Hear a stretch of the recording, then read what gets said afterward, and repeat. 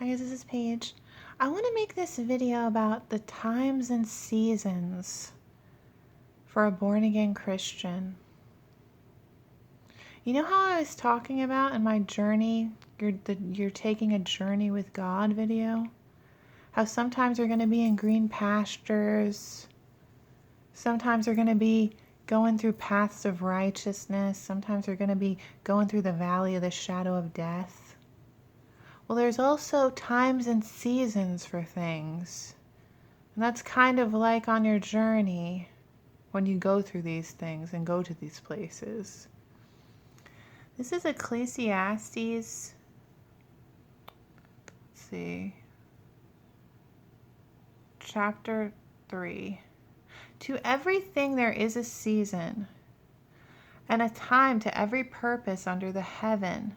A time to be born and a time to die, a time to plant and a time to pluck up that which is planted, a time to kill and a time to heal, a time to break down and a time to build up, a time to weep and a time to laugh, a time to mourn and a time to dance, a time to cast away stones and a time to gather stones together, a time to embrace and a time to refrain from embracing, a time to get and a time to lose, a time to keep and a time to cast away, a time to rend and a time to sow, a time to keep silence and a time to speak, a time to love and a time to hate, and a time of war and a time of peace.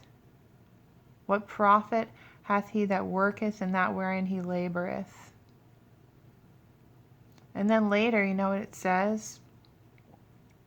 I know that there is no good in them but for a man to rejoice and to do good in his life, and also that every man should eat and drink and enjoy the good of all his labor. It is the gift of God.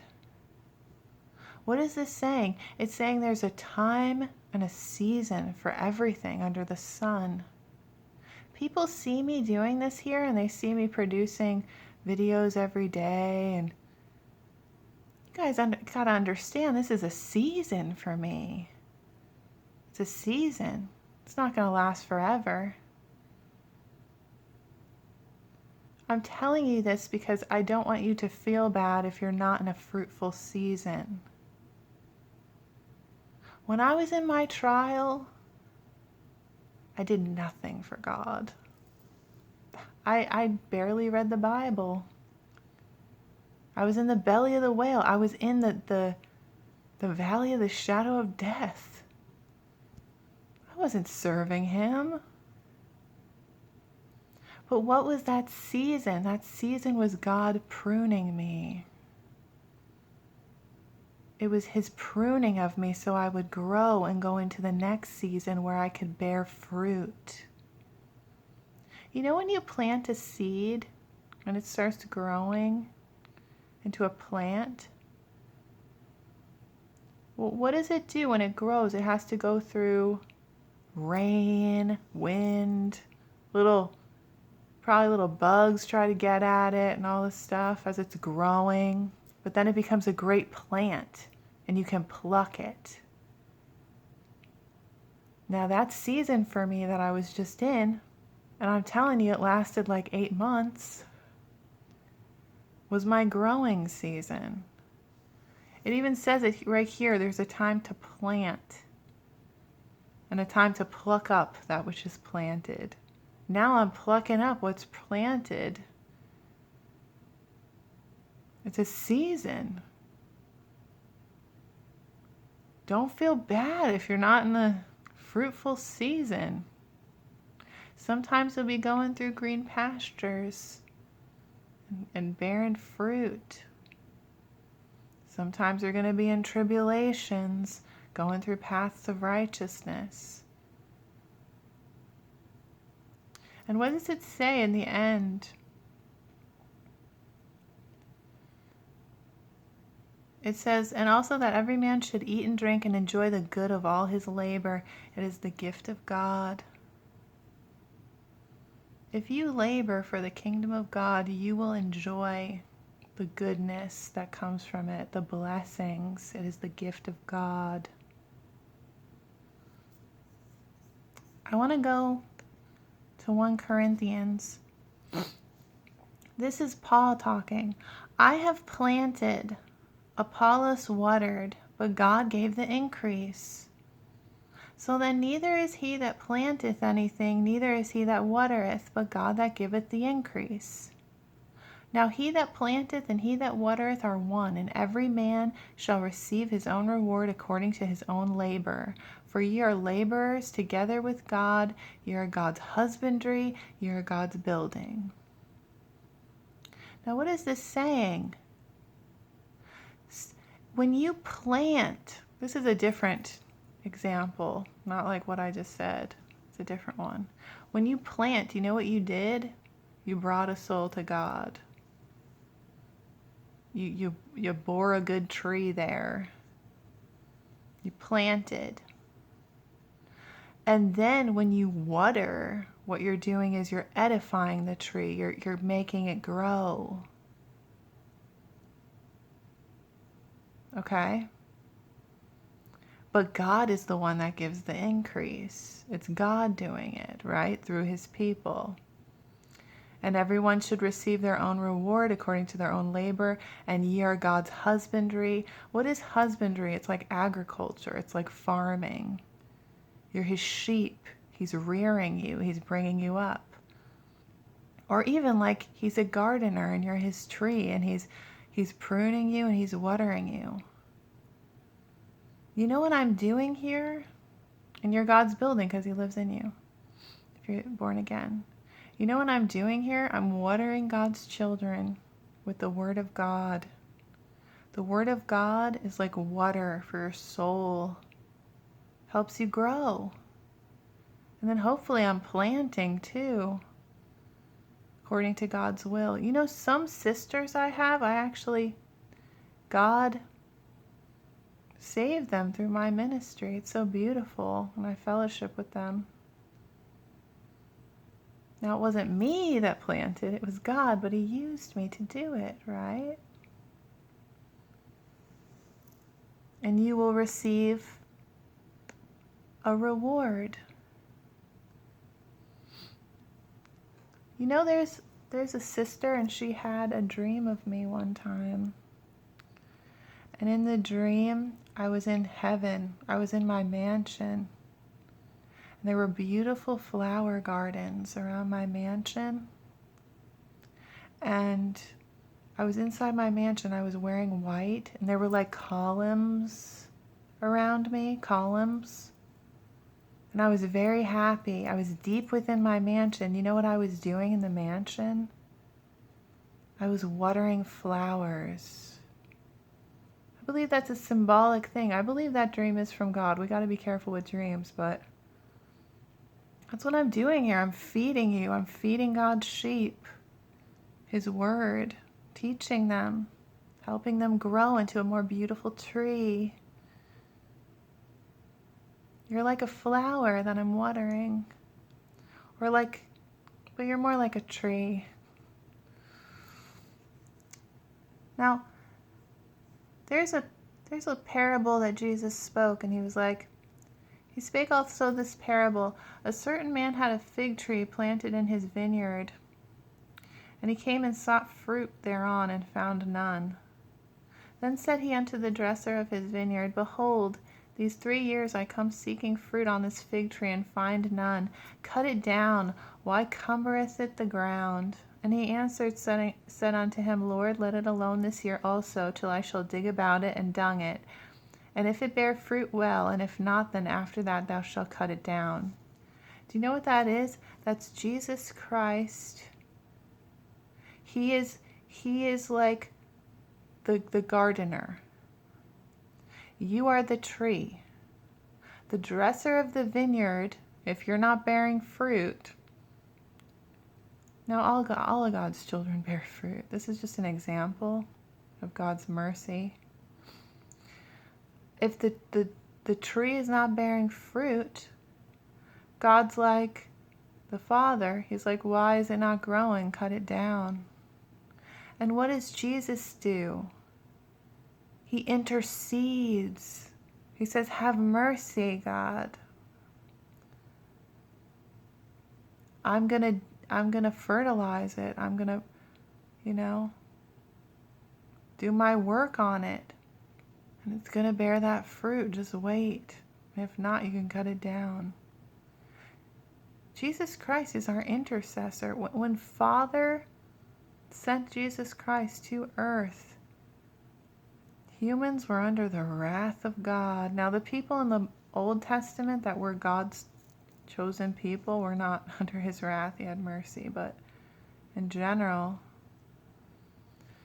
we were under his wrath. Humans were, because of sin. We needed forgiveness. So when Jesus Christ died and rose again, now all of God's children, all of the children of God, are under the mercy and forgiveness of God. That they have Jesus Christ's blood on them. They're forgiven. They're righteous in the sight of God. As in that righteous anger that God had, that wrath of sin that you had on you, is gone because of Jesus Christ. Through him we have peace with the Father. Right? And what does he say? Father, have mercy. When a born-again Christian sins, and we say, please forgive me, Jesus is like, Father, please have mercy. Forgive. He's our intercessor. He's like our prayer warrior up there. He's our peace with Father. You see what he's doing there?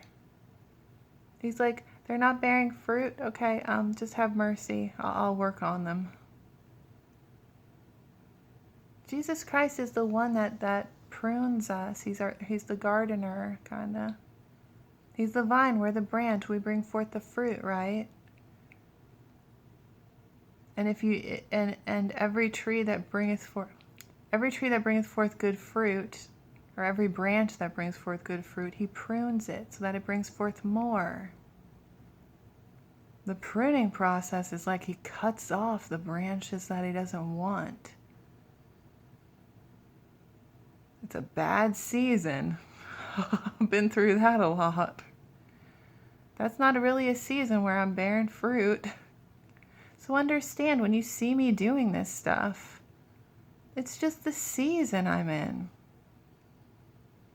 If you're not in a fruitful season, don't feel bad about it. You have your own seasons. You'll have a fruitful season.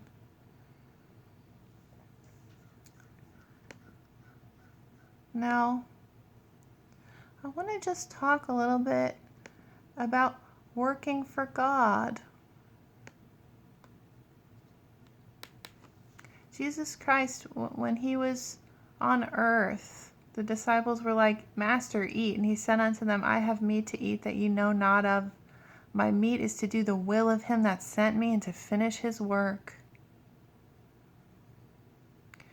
Now, even though we might be in different seasons and things like that, where you're not really bearing fruit, you're not really working for him or as much, God showed me that this time on earth is precious. Time is precious here. If you could just do some things for him daily, and then you can reap your reward and experience the goodness of his blessings. Like say you were just going to pray for like an hour for other people. That's work. Say you were going to sing and dance for him for a little while. It's all work, but it's also part of your relationship with Jesus. And I also just want to say that sometimes if you're in tribulation, you don't know what's going on, and you're like, why is this happening to me? Which is what happened to me a lot. Usually you're not going to know when you're being pruned. You don't understand what's going on. But then later you'll understand. Even when Jesus was washing Peter's feet, and Peter was like, why are you doing this? And Jesus was like, what I do thou knowest not now, but thou shalt know hereafter.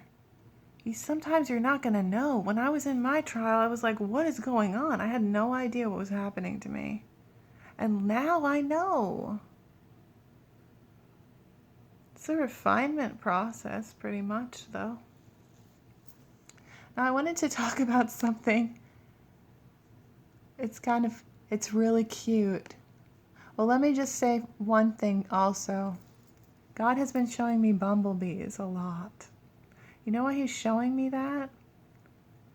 Because I'm like his little bumblebee worker. Bees are very, very hard workers. They're hard workers. God likes it when we work unto his kingdom. But bees also need rest, too. There's going to be times where I'm not making any videos, probably. This is just a season. It's not going to last forever, especially when I get married and have my children. We all have different seasons and times.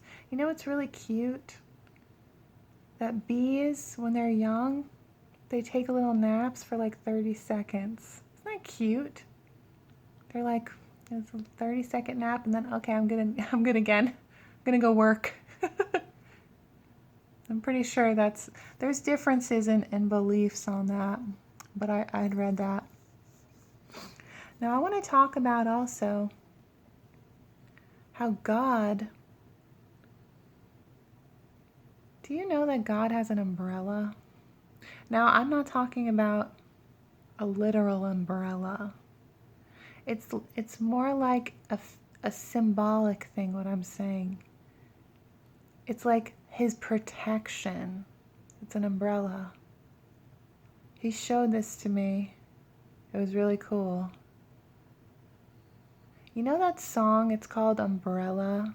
It's by Rihanna. I used to really like this song before I came to God, and then I stopped listening to Rihanna because I was like, I don't know. But God had me listen to this song. Now I wouldn't watch the main video. I'll put like the lyric video down there. And she does say something like good girl turn bad, so just ignore that. But this song God actually spoke to me through. I'm going to say some of the lyrics. This is God speaking to his children. You have my heart and will never be worlds apart. Maybe in magazines, but you'll still be my star. You're a star, right? What I was saying. Baby, 'cause in the dark you can't see shiny cars.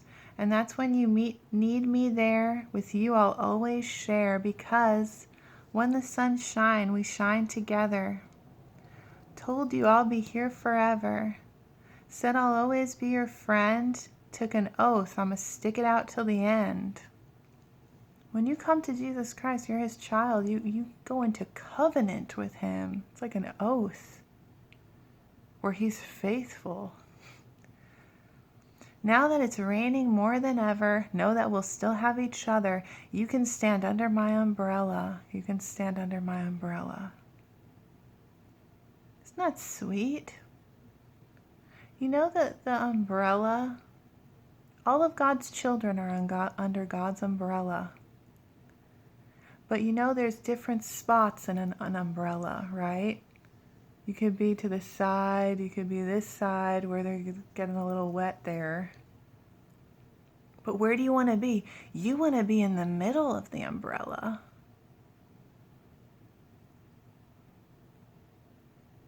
Super protection.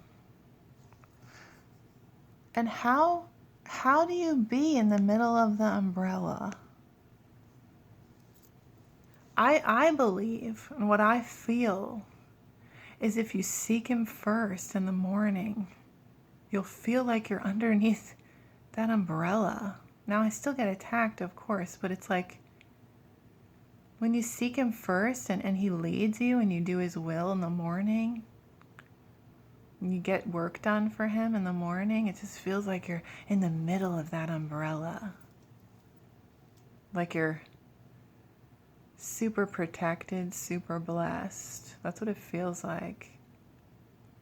This is Psalm 91.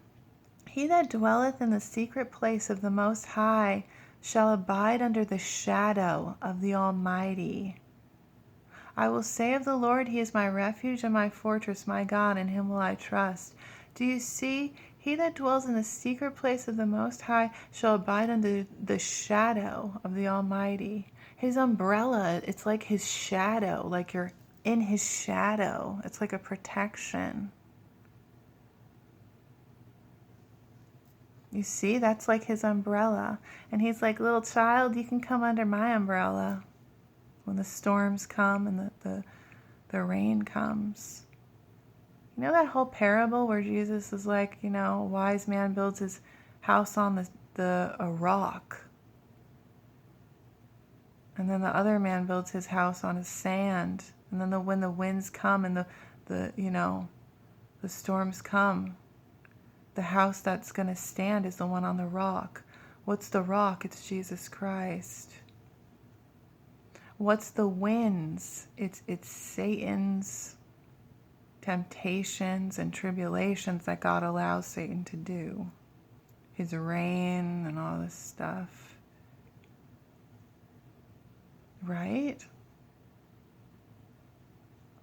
But I'm telling you, there were times when I was in my tribulations and I did not feel like I was on a rock. I felt like I was on the sand. The rain was pouring strong. But God allowed it to cultivate something in me, to grow something in me, so that later I would have this season. It's not forever. So when the rain comes, where do you want to be? You want to be in the middle of the umbrella. If you seek him first. This is not a salvation issue. This is just something that I feel blessed doing, and God is well pleased with it. I mean, the way he speaks to me, he speaks on such a high level when I do this, and the blessings that he gives me as I work unto him. Now, I know these works don't save me. It's Jesus Christ's faith in him and, by grace through faith. But these are the works he has ordained for me to do. Jesus Christ said, I'm here to finish his work, God's work. There's work that he wants each one of us to do and to walk into. So when it's raining, go get under that umbrella. It's God's umbrella. Dwell in his shadow. And know that there's times and seasons for everything under the sun. All right, I love you guys. Bye.